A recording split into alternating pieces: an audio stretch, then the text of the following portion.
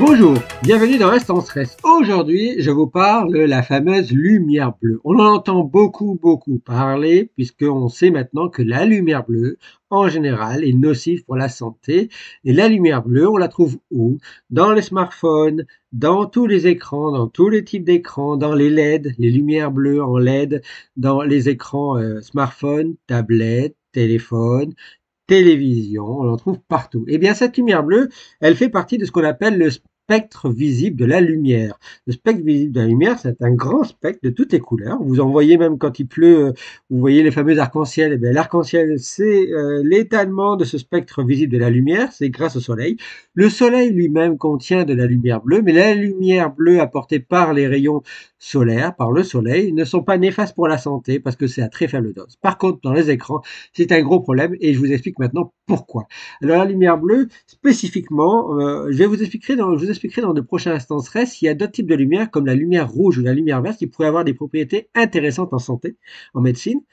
Maintenant, la lumière bleue, elle a des propriétés néfastes, nocives. Et la zone nocive de lumière bleue, c'est entre 380 et 450 nanomètres. C'est très précis, on le sait, on les connaît. Et c'est celle qu'on trouve malheureusement dans les écrans, dans les télés, dans les smartphones, par exemple, dans les tablettes.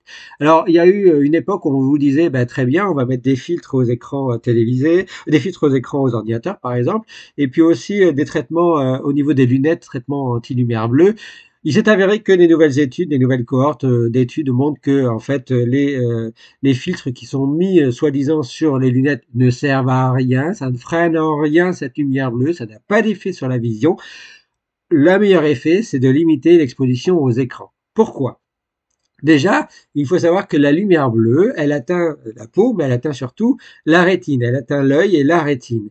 Et elle provoque ce qu'on appelle un stress photochimique, un stress chimique photo, à cause de la lumière est chimique. Elle va entraîner un gros stress, des espèces réactives du stress que je vous parle toujours. Elle va atteindre même les mitochondries qui vont réagir, notre propre métabolisme énergétique. Et donc, nos yeux vont s'assécher un peu, vont se fatiguer. Et il faut savoir que relié à nos yeux, on a ce qu'on appelle le fameux nerf optique qui communique avec d'autres neurones. Et ce nerf optique avec d'autres neurones vont envoyer même un signal jusque dans notre cerveau, une impulsion cérébrale. Et donc ça va envoyer un signal à au moins plusieurs structures dans le cerveau, dont au moins ce qu'on appelle l'hypothalamus. Et l'hypothalamus est capable de savoir quand on a cette exposition à lumière bleue. Il se trouve que avec le soleil, cette exposition à lumière bleue, par exemple, veut dire jour. Donc si en fin de soirée ou vous regardez trop vos écrans, votre système biologique, votre corps, ne peut pas comprendre s'il fait jour ou il fait nuit, parce que si en pleine nuit vous regardez trop d'écran, vous avez cette lumière bleue qui va jusque dans votre rétine, dans l'œil, jusque dans votre cerveau, et votre hypothalamus dans le cerveau va comprendre qu'il fait encore jour, alors qu'il fait nuit. C'est pour ça qu'on dit qu'il faut limiter l'exposition aux écrans en pleine nuit, et y compris dans votre lit. Il faut éviter normalement 1 heure et demie avant de s'endormir, ce qui est très rare chez tout le monde en gros. Les gens ont l'habitude de regarder, même moi ça m'arrive de regarder le téléphone juste avant de me coucher, et c'est une mauvaise idée, puisque le cerveau va avoir du mal à rentrer dans son mode sommeil, et il va du mal à vous faire dormir. Donc vous allez mettre plus de temps à dormir, et c'est pour ça que cette exposition aux écrans augmente une déstabilisation des troubles du sommeil. Pourquoi? C'est parce que dans le cerveau, l'hypothalamus est impliqué dans ce qu'on appelle la synchronisation du rythme biologique, le rythme circadien. Et je vous en ai déjà parlé dans un précédent Instant Stress, le rythme biologique, ça joue à la fois sur notre alimentation, sur notre sommeil, sur le cycle jour-nuit. Notre corps est capable de savoir quand il fait jour, quand il fait nuit, grâce au soleil par exemple. Et puis, ça joue aussi même sur l'efficacité de la prise de médicaments au cours du jour, au cours de la nuit. Et donc ça, cette exposition aggravée à la lumière bleue provoque des troubles du sommeil, des troubles de l'appétit et même des troubles métaboliques, des troubles de production d'énergie grâce à nos mitochondries. Et donc tout ça va entraîner beaucoup de problèmes. Et dans l'œil, la lumière bleue provoque un dommage qui peut être irréversible, une accélération du vieillissement de nos yeux et donc une augmentation, d'une dégradation de la vue. Donc on perd progressivement et même plus rapidement la vue. Et il se trouve qu'il y a une maladie qui est très connue, qu'on appelle la dégénérescence maculaire liée à l'âge, la DMLA, qu'on peut avoir, qu'on a en vieillissant, naturellement, physiologiquement, à cause du vieillissement, mais on peut avoir de manière accélérée à cause de cette lumière bleue. Il peut y avoir des gens de plus en plus jeunes qui peuvent avoir une DMLA à cause d'une surexposition aux écrans. Il faut savoir que dans le monde, la DMLA concerne entre 25 et 30 millions de personnes au minimum. Et il faut savoir que c'est une maladie de la rétine. La rétine, c'est ce qui récupère les lumières, le type de lumière rouge, lumière verte, lumière bleue, qui envoie au cerveau. Donc si vous endommagez votre rétine, vous endommagez forcément les signaux qui vont au cerveau et votre cerveau est perturbé. Il faut savoir qu'en France, la DMLA, ça concerne à peu près 8% de la population française. Dans le monde, c'est à peu près ça aussi. 10% chez les personnes de 65 ans et jusqu'à 30% au-delà de 75 ans. Même des personnes qui n'ont pas été exposées aux écrans. Mais alors, si vous êtes exposé aux écrans à la lumière bleue, ça va s'accélérer.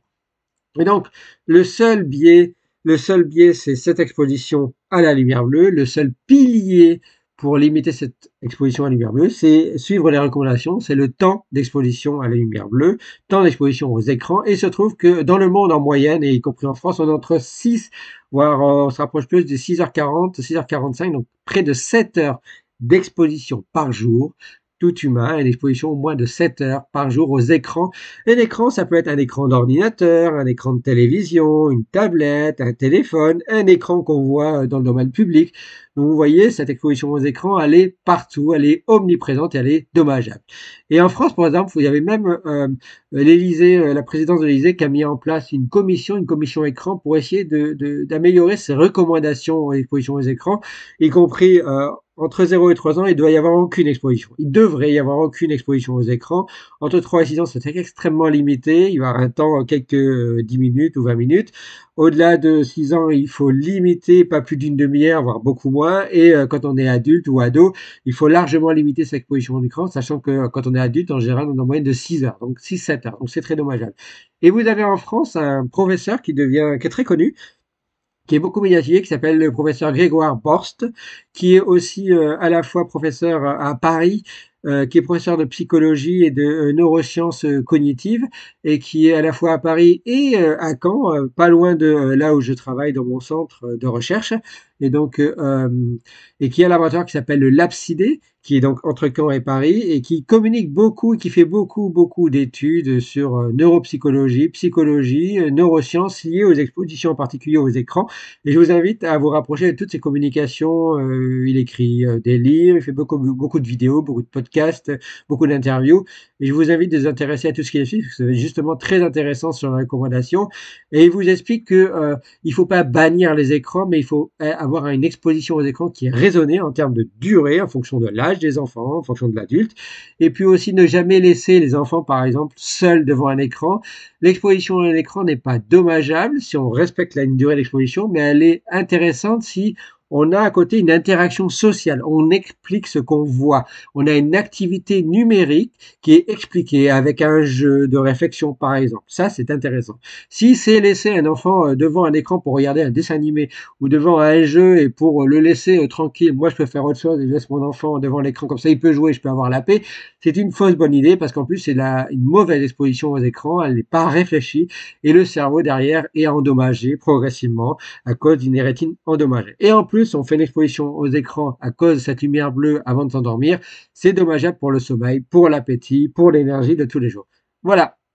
En attendant la prochaine instance stress, vous en savez un peu plus sur cette lumière bleue qui est très dommageable. Et je vous dis que la lumière soit avec vous, mais pas la lumière bleue. Merci à vous. Ciao, ciao.